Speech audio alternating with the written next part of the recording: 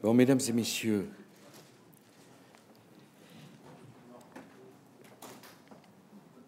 l'accord que nous avons trouvé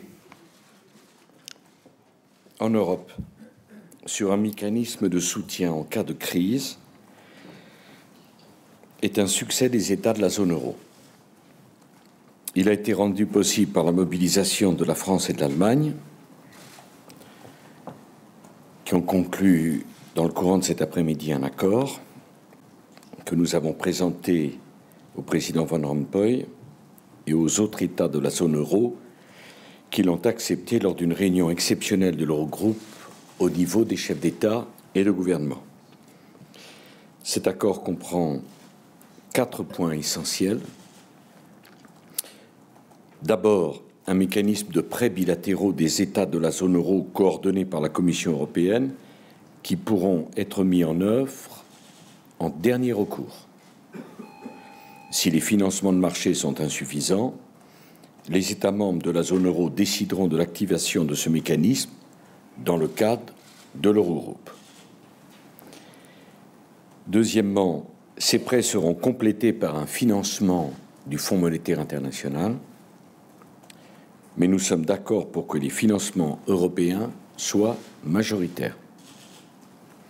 Troisièmement, les États de la zone euro sont d'accord pour renforcer la coordination de leurs politiques économiques. Le Conseil européen doit devenir un véritable gouvernement économique de l'Europe. Cette idée maintes fois défendue par la France devient aujourd'hui une réalité. Enfin, nous avons décidé de demander au président Van Rompuy de constituer un groupe de travail avec les États membres, la Commission, la BCE, pour présenter avant la fin de l'année les mesures nécessaires pour renforcer les instruments de prévention et de surveillance des risques économiques et budgétaires. Alors, si vous me le permettez, je voudrais faire 3 brèves remarques après vous avoir présenté les grandes lignes de cet accord. La première remarque, c'est que l'accord que nous avons trouvé est clairement de nature préventive. L'objectif, c'est bien évidemment de ne pas s'en servir.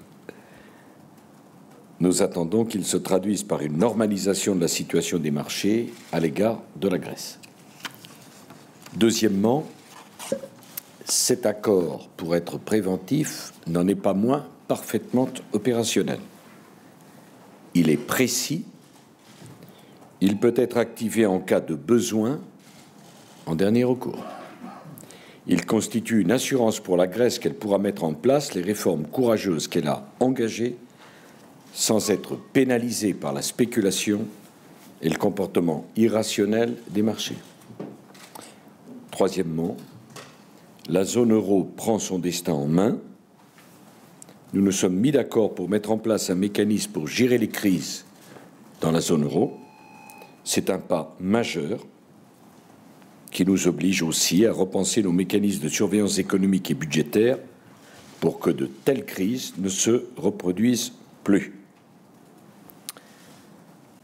Je reste bien sûr attentif à vos questions.